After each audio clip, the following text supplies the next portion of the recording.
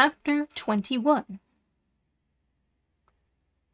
which treats of the exalted adventure and rich prize of Mambrino's helmet, together with other things that happened to our invincible knight. It now began to rain a little, and Sancho was for going into the fulling mills.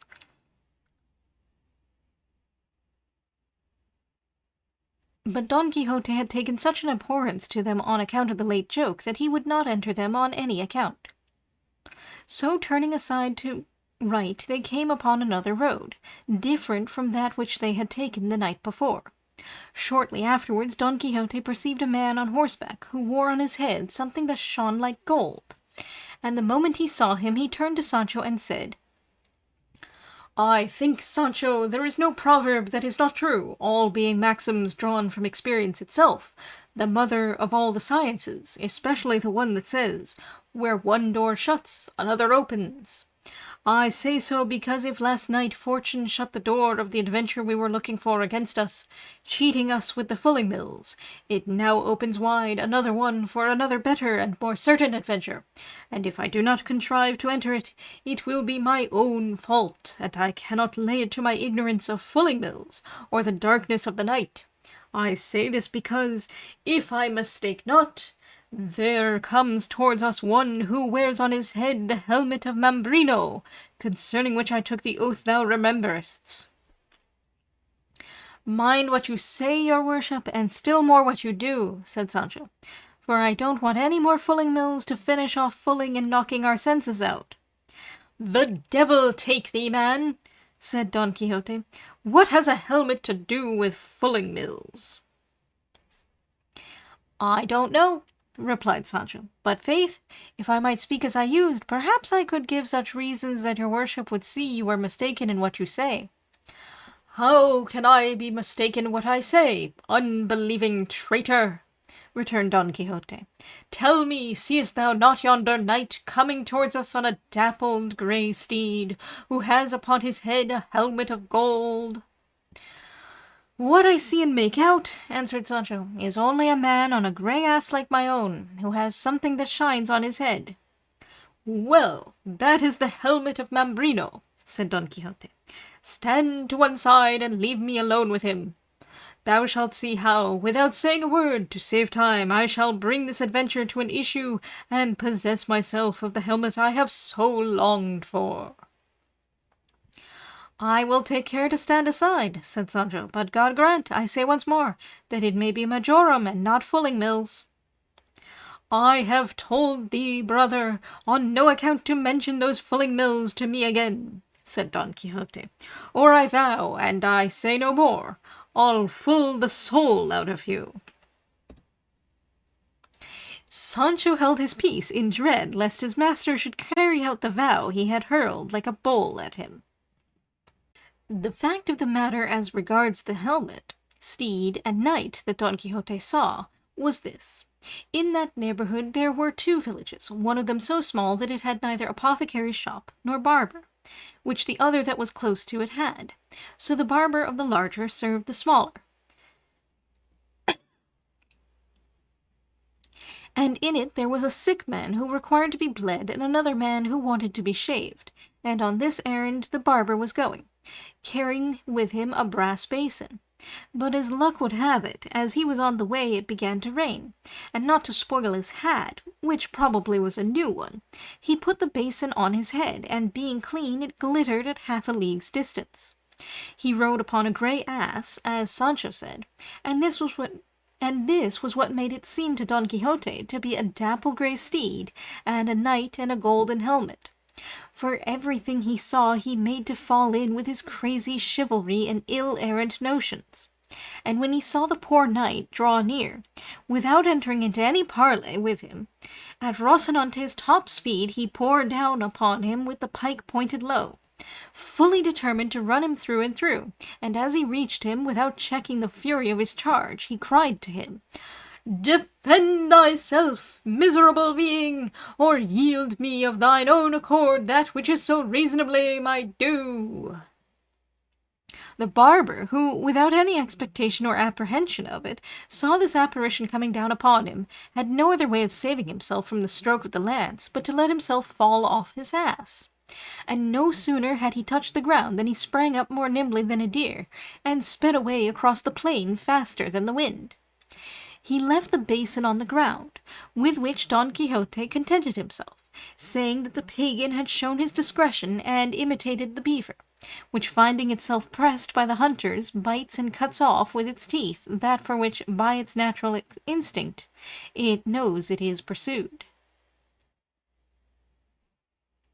He told Sancho to pick up the helmet, and he, taking it in his hand, said, "By God, the basin is a good one, and worth a real of 8, if it is worth a maravedis," and handed it to his master, who immediately put it on his head, turning it round, now this way, now that, in search of fitment, and not finding it, he said, "Clearly, the pagan to whose measure this famous headpiece was first forged must have had a very large head, but the worst of it is half of it is wanting."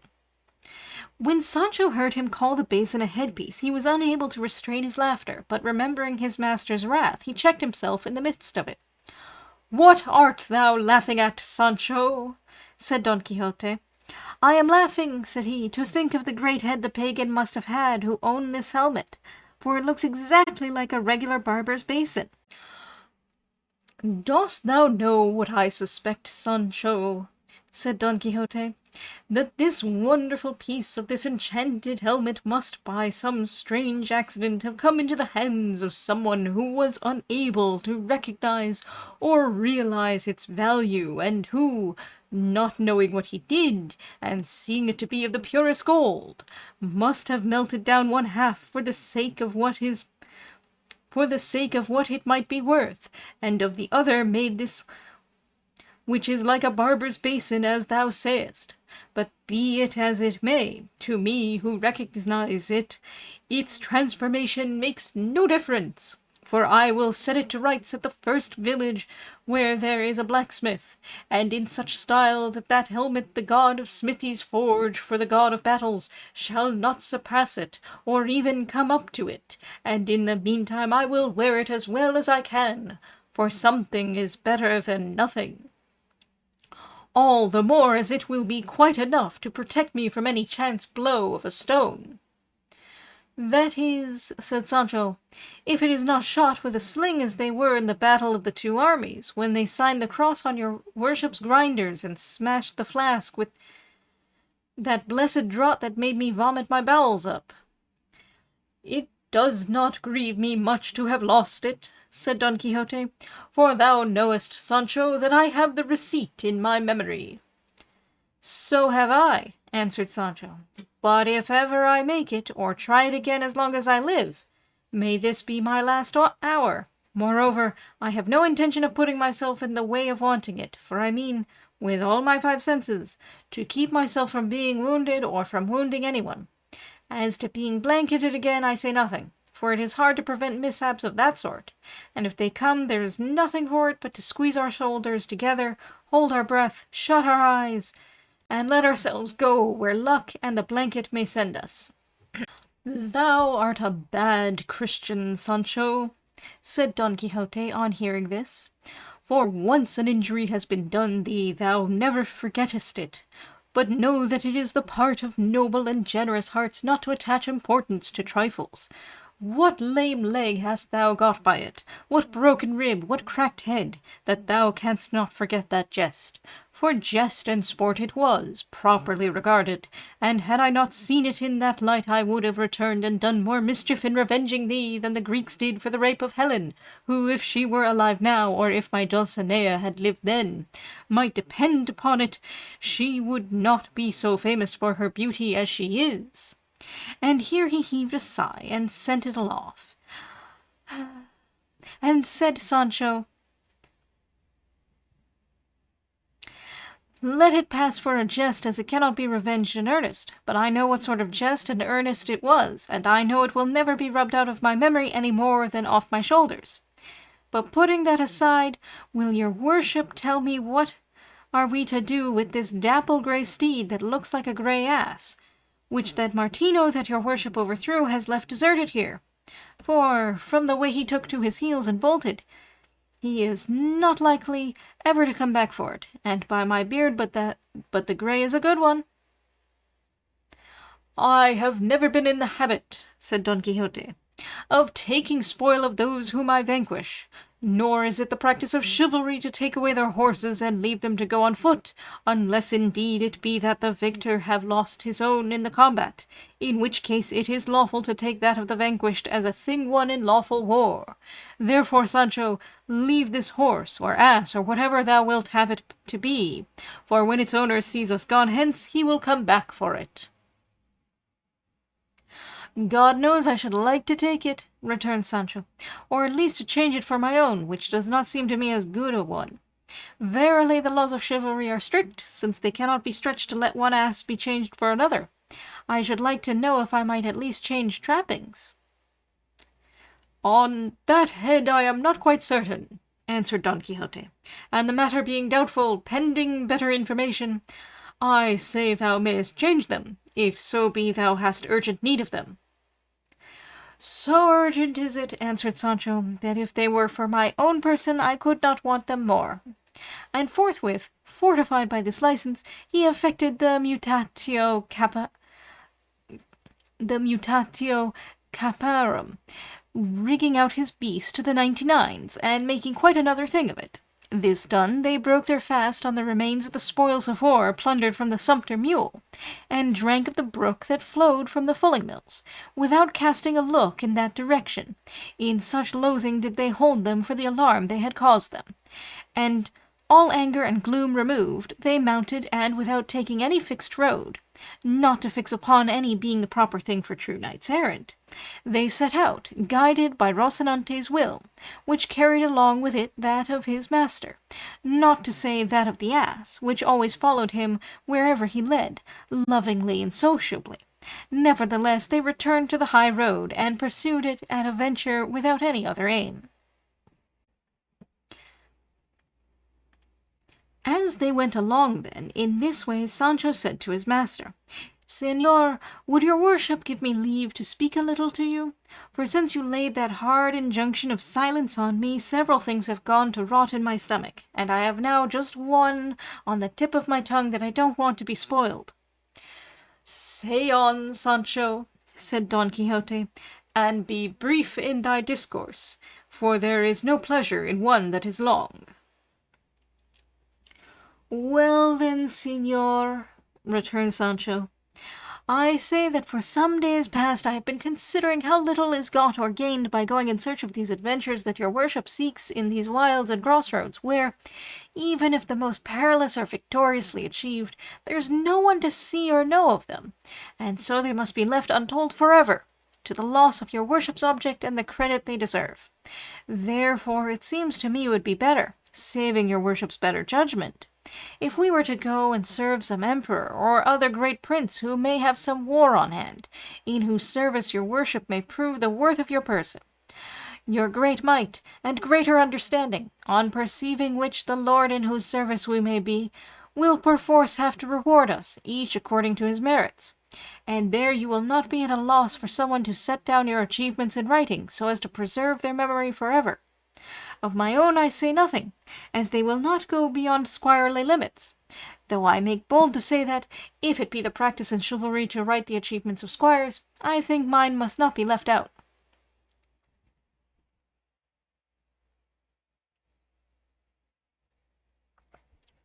"Thou speakest not amiss, Sancho," answered Don Quixote, "but before that point is reached it is requisite to roam the world, as it were on probation, seeking adventures, in order that by achieving some, name and fame may be acquired, such that when he betakes himself to the court of some great monarch, the knight may be already known by his deeds, and that the boys, the instant they see him enter the gate of the city, may all follow him and surround him, crying, 'This is the Knight of the Sun, or the Serpent, or any other title under which he may have achieved great deeds.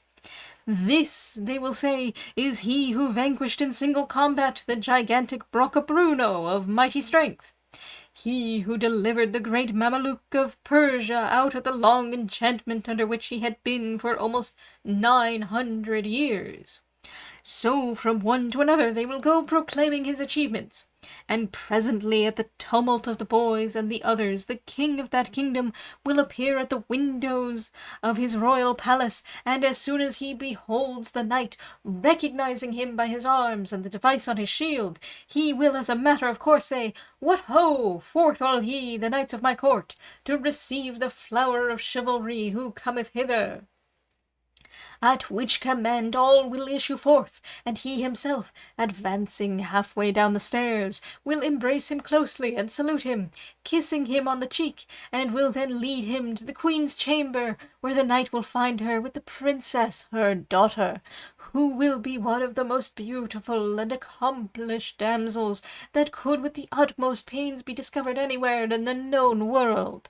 Straightway it will come to pass that she will fix her eyes upon the knight, and he his upon her, and each will seem to the other something more divine than human, and without knowing how or why they will be taken and entangled in the inextricable toils of love, and sorely distressed in their hearts not to see any way of making their pains and sufferings known by speech. Thence they will lead him, no doubt, to some richly adorned chamber of the palace, where, having removed his armor, they will bring him a rich mantle of scarlet wherewith to robe himself, and if he look noble in his armor, he will look still more so in a doublet. When night comes, he will sup with the king, queen, and princess, and all the time he will never take his eyes off her, stealing stealthy glances, unnoticed by those present, and she will do the same, and with equal cautiousness, being, as I have said, a damsel of great discretion. The tables being removed, suddenly through the door of the hall there will enter a hideous and diminutive dwarf, followed by a fair dame, between two giants, who comes with a certain adventure, the work of an ancient sage, and he who shall achieve it shall be deemed the best knight in the world. The king will then command all those present to essay it, and none will bring it to an end in conclusion save the stranger knight, to the great enhancement of his fame, whereat the princess will be overjoyed, and will esteem herself happy and fortunate in having fixed and placed her thoughts so high. And the best of it is that this king, or prince, or whatever he is engaged in a very bitter war with another as powerful as himself, and the stranger knight, after having been some days at his court, requests leave from him to go and serve him in the said war. The king will grant it very readily, and the knight will courteously kiss his hands for the favour done to him, and that night he will take leave of his lady the princess at the grating of the chamber where she sleeps, which looks upon a garden, at which he has already many times conversed with her, the go-between and confidant in the matter being a damsel much trusted by the princess. He will sigh, she will swoon, the damsel will fetch water, much distressed because morning approaches, and for the honour of her lady he would not that they were discovered. At last the princess will come to herself, and will present her white hands through the grating to the knight, who will kiss them 1,000 and 1,000 times, bathing them with his tears. It will be arranged between them how they are to inform each other of their good or evil fortunes, and the princess will entreat him to make his absence as short as possible, which he will promise to do with many oaths. Once more he kisses her hands, and takes his leave in such grief that he is well nigh ready to die. He betakes him thence to his chamber, flings himself on his bed, cannot sleep for sorrow at parting, rises early in the morning, goes to take leave of the king, queen, and princess, and as he takes his leave of the pair, it is told him that the princess is indisposed and cannot receive a visit. The knight thinks it is from grief at his departure. His heart is pierced, and he is hardly able to keep from showing his pain. The confidant is present, observes all, goes to tell her mistress, who listens with tears, and says that one of her greatest distresses is not knowing who this knight is, and whether he is of kingly lineage or not. The damsel assures her that so much courtesy, gentleness, and gallantry of bearing as her knight possesses could not exist in any save one who was royal and illustrious. Her anxiety is thus relieved, and she strives to be of good cheer lest she should excite suspicion in her parents, and at the end of 2 days she appears in public. Meanwhile the knight has taken his departure. He fights in the war, conquers the king's enemy, wins many cities, triumphs in many battles, returns to the court, sees his lady where he was wont to see her, and it is agreed that he shall demand her in marriage of her parents as the reward of his services. The king is unwilling to give her, as he knows not who he is, but nevertheless, whether carried off, or in whatever other way it may be, the princess comes to be his bride, and her father comes to regard it as very good fortune. For it so happens that this knight is proved to be the son of a valiant king of some kingdom, I know not what, for I fancy it is not likely to be on the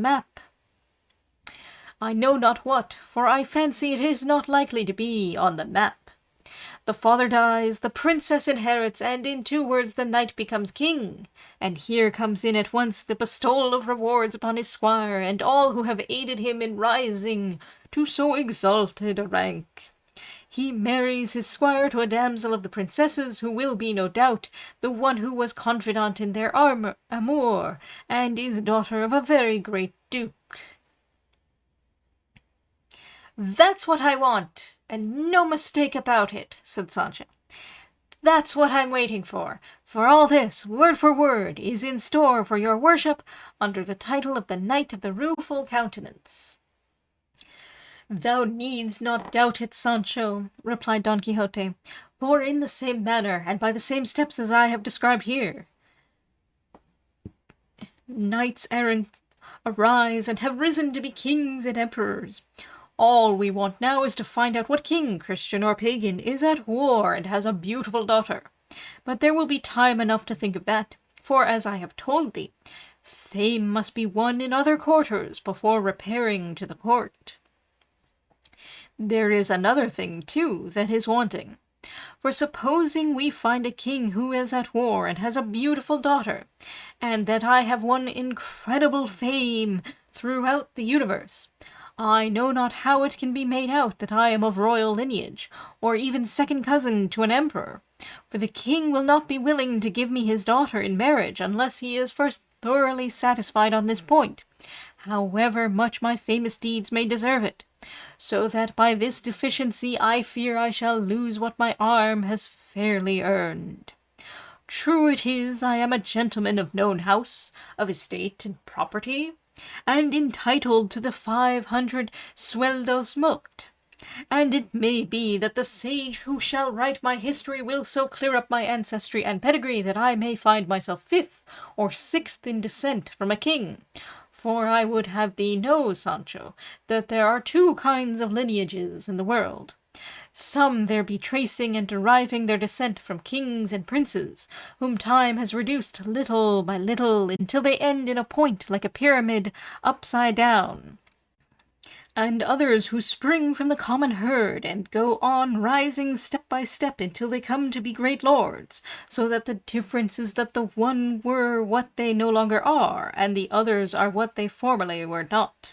And I may be of such that after investigation my origin may prove great and famous, with which the king, my father-in-law that is to be, ought to be satisfied, and should he not be, the princess will so love me that even though she well knew me to be the son of a water-carrier, she will take me for her lord and husband in spite of her father. If not, then it comes to seizing her and carrying her off where I please, for time or death will put an end to the wrath of her parents."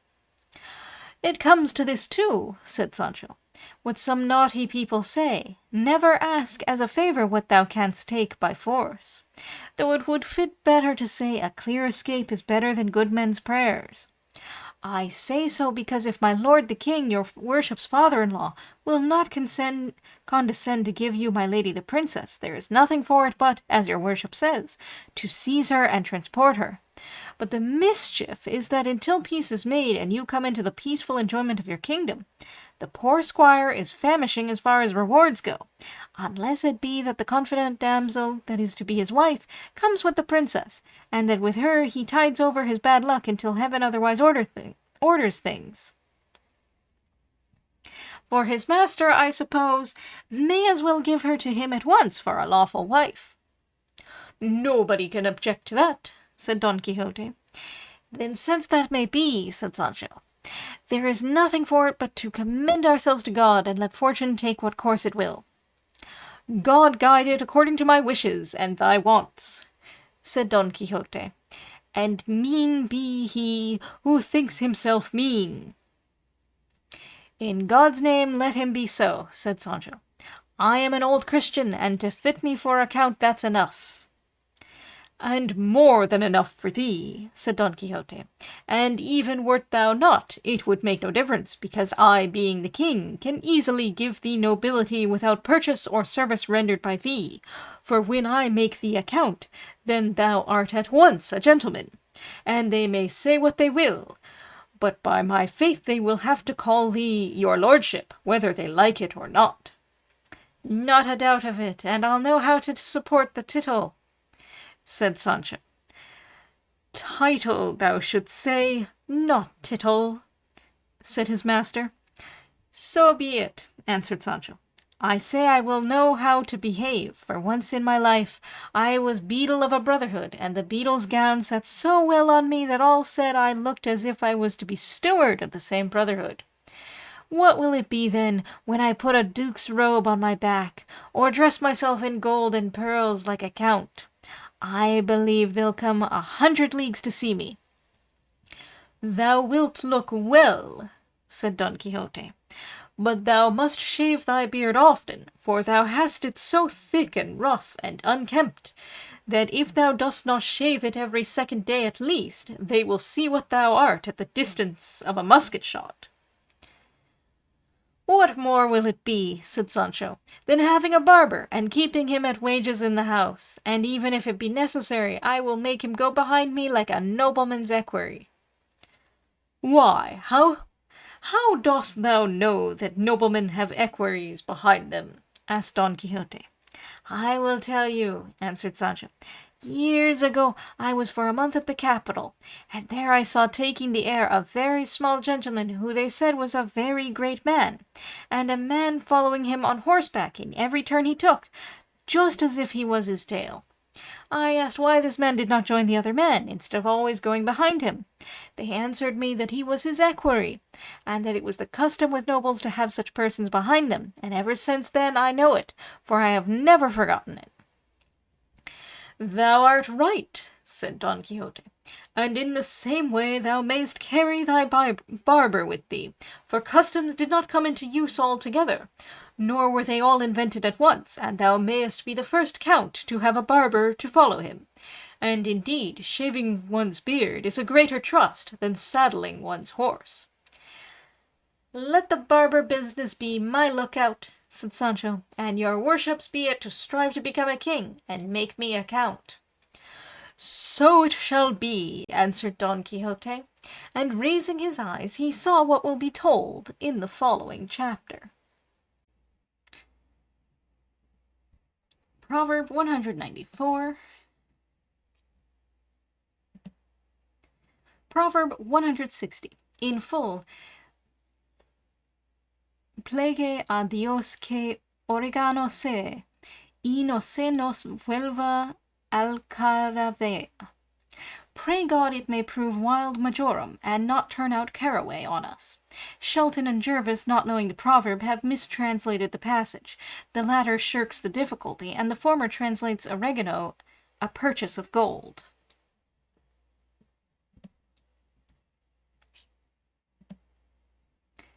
Mal andante, meaning also unlucky. The 8 real piece, about 1 shilling 8 pence.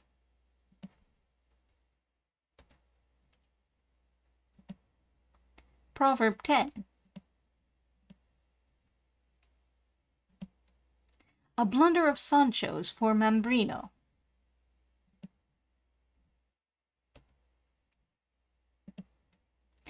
The mutatio caparum was the change of hoods authorized by the Roman ceremonial, when the cardinals exchanged the fur-lined hoods worn in winter for lighter ones of silk. There is a certain audacity of humor in the application of the phrase here.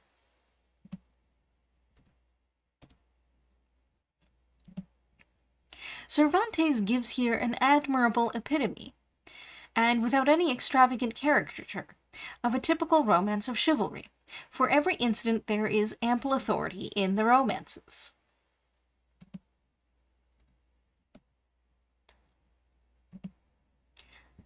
Hartzenbusch, considering adventure unintelligible, would substitute enigma, or prophecy, for it, and explain for achieve.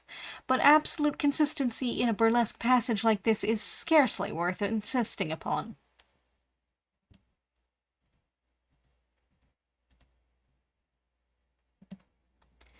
An hidalgo de devengar quinientos sueldos was one who by the ancient fueros of Castile had a right to recover 500 sueldos for an injury to person or property. This is the common explanation. Huarte, in the Examen de Ingenios, says it means the descendant of one who enjoyed a grant of 500 sueldos for distinguished services in the field. The sueldo was an old coin, varying in value from a halfpenny to 3 halfpence.